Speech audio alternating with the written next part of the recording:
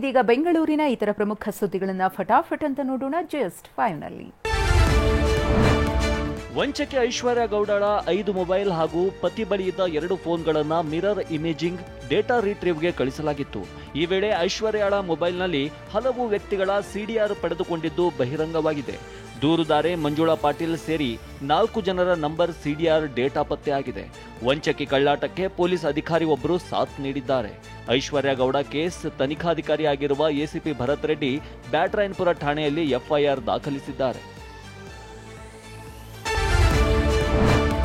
ಯಶವಂತಪುರ ವ್ಯಾಪ್ತಿಯ ಅಂದ್ರಹಳ್ಳಿ ಕಡೆ ತೆರಳುವ ಮುಖ್ಯ ರಸ್ತೆಯಲ್ಲಿ ಗುಂಡಿಗಳ ದರ್ಬಾರ್ ಜೋರಾಗಿದೆ.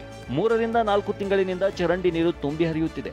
ನಿತ್ಯ ಒಂದಿಲ್ಲೊಂದು ಅಪಘಾತವಾಗಿ ವಾಹನ ಸವಾರರು ಕೈಕಾಲು ಮುರಿದುಕೊಳ್ತಿದ್ದಾರೆ. ಹೊಸ ರಸ್ತೆ ನಿರ್ಮಾಣಕ್ಕೆ ಅನುದಾನ ಘೋಷಣೆಯಾಗಿದೆ. ಆದರೆ ಶಾಸಕ ಎಸ್ ಟಿ ಸೋಮಶೇಖರ್ ಬಂದು ಪೂಜೆ ಮಾಡಬೇಕು ಅಂತ ಕಾಮಗಾರಿ ಶುರು ಮಾಡಿಲ್ವಂತೆ. ಏನು ಅಮೌಂಟ್ ರಿಲೀಸ್ ಆಗಿದೆ, ಸ್ಯಾಂಕ್ಷನ್ ಆಗಿದೆ, ಅದನ್ನ ಪ್ರಾಕ್ಟಿಕಲ್ ಆಗಿ ದಯವಿಟ್ಟು ಫಸ್ಟ್ ಪ್ರೋಸೆಸ್ ಮಾಡಿ ಸರ್. ಅಷ್ಟೇ ನಾನು ರಿಕ್ವೆಸ್ಟ್ ಕೇಳ್ಕೊಳ್ಳೋದು. ದಯವಿಟ್ಟು ಆಗಿದೆ ಅಂತೀರಾ 50 ಲಕ್ಷದ ಎಷ್ಟು ಅಮೌಂಟ್ ರಿಲೀಸ್ ಆಗಿದೆ, ನಾವು ಪೂಜೆ ಮಾಡಬೇಕು ಅಂತ ಇದ್ದೀರಾ. ಆ ಪೂಜೆನ ಸದ್ಯದಲ್ಲೇ ಮಾಡಿದ್ರೆ ಇನ್ನೊಂದು ಸ್ವಲ್ಪ ಇನ್ಸಿಡೆಂಟ್ ಆಗವು, ನಾವು ಬಚಾವ್ ಆಗ್ಬೋದು. ಚಿಕ್ಕಬಳ್ಳಾಪುರದ ಮುದ್ದೇನಹಳ್ಳಿಗೆ ಕ್ರಿಕೆಟ್ ದಿಗ್ಗಜರು ಲಗ್ಗೆ ಇಟ್ಟಿದ್ರು. ಸತ್ಯಸಾಯಿ ಟ್ರಸ್ಟ್ ಆಯೋಜಿಸಿದ್ದ one world one family cup ಆಯೋಜಿಸಲಾಗಿತ್ತು. ಟೀಂ ಇಂಡಿಯಾದ ಮಾಜಿ ಆಟಗಾರರು ಮತ್ತು ಶ್ರೀಲಂಕಾದ ಮಾಜಿ ದಿಗ್ಗಜರು ಕ್ರಿಕೆಟ್ ಪಂದ್ಯವನ್ನ ಆಡಿದ್ರು. ಟೀಂ ಇಂಡಿಯಾ ತಂಡವನ್ನ ಕನ್ನಡಿಗ ವೆಂಕಟೇಶ್ ಪ್ರಸಾದ್ ಮುನ್ನಡೆಸಿದ್ರೆ, ಲಂಕಾ ತಂಡವನ್ನ ಮರ್ವನ್ ಆಟಪಟು ಮುನ್ನಡೆಸಿದ್ರು. ಸಾಯಿ ಕೃಷ್ಣನ್ ಸ್ಟೇಡಿಯಂನಲ್ಲಿ ನಡೆದ ಟಿ20 ಪಂದ್ಯ ರೋಚಕವಾಗಿತ್ತು. ಭಾರತ ತಂಡ 20 ಓವರ್ಗಳಲ್ಲಿ 195 ರನ್ ಗಳಿಸಿ 196 ರನ್ ಗುರಿ ನೀಡಿತ್ತು. ಲಂಕಾ ತಂಡ 189 ರನ್ ಗಳಿಸಿ 6 ರನ್ನಿಂದ ಸೋಲೊಪ್ಪಿಕೊಳ್ತು. ತುಂಬಾ ಸಂತೋಷ ಆಗ್ತದೆ. ಈ ಒಂದು ಕುಗ್ರಾಮ ಮುದ್ದೇನಹಳ್ಳಿ ಎಂಬುದು ನಿಮ್ಮೆಲ್ರಿಗೂ ಗೊತ್ತು. ಈ ಹಳ್ಳಿಯಲ್ಲಿ ಇಂಥ ಒಂದು ದೊಡ್ಡ ಕ್ರಿಕೆಟ್ ಅಂತಾರಾಷ್ಟ್ರೀಯ ಮಟ್ಟದ ಕ್ರಿಕೆಟ್ ಮ್ಯಾಚ್ ನಡೆಯುತ್ತೆ ಅಂತ ಯಾರೂ ಕೂಡ ಊಹಿಸಿರಲಿಲ್ಲ.